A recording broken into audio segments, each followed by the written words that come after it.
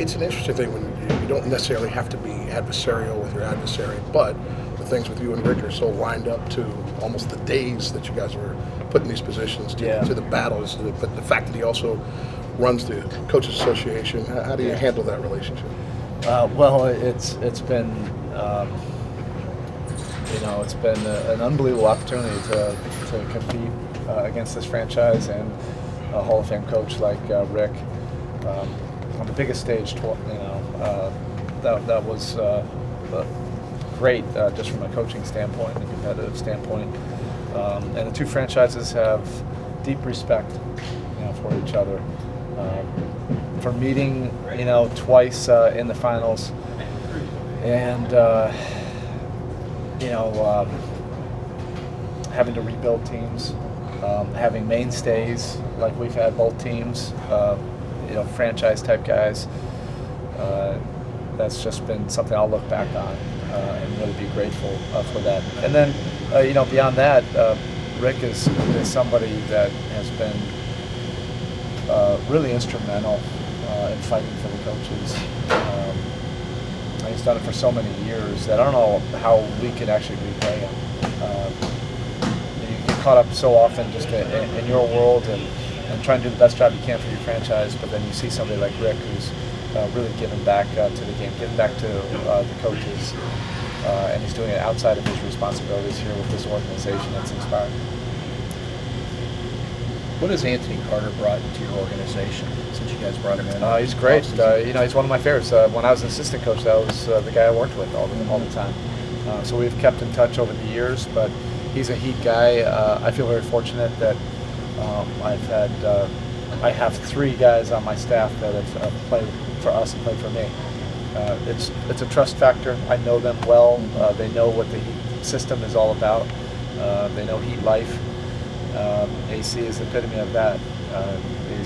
He's like the Udonis Haslams and guys that you put a picture up and you say, okay, that's a Heat guy. That's AC.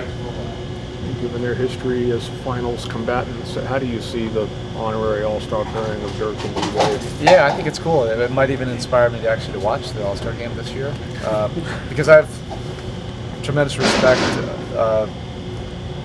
for Dirk and what he's done for this franchise.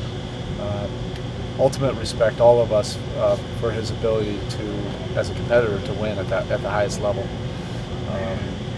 You only get to see that if you've competed in that final round, really, to really get a full understanding of what a competitor he is. And I said this today at shoot around.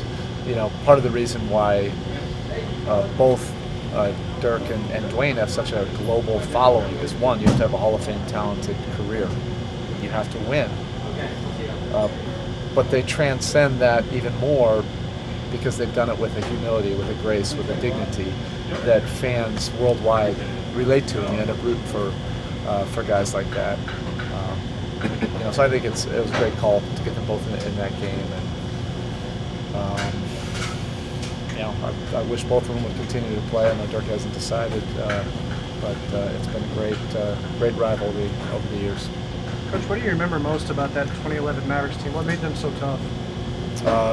Really well coached, a super connected team. They were the epitome of a group becoming, better as the season went on,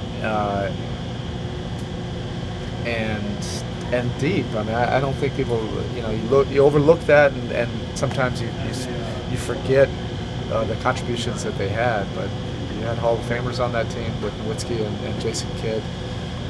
You had Sean Marion, who was with us, and just such a great winner and a plug guy, knows how to win. And Jason Terry and Berea. And Tyson Chandler was so big for that team. It was great. It was pivotal for all of us just to learn from that and grow from that. From a coaching standpoint, I learned quite a bit from that series that hopefully helped me in the next three finals after that. People seem to really be soaking in the time that Dirk's on the floor around here and on the road. Can you relate to that? I can. Yeah.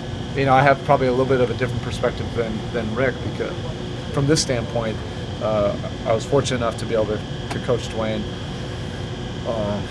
I guess 13 years as an assistant and a head coach, and then he went on to 2 different franchises, which we won't have to name those teams.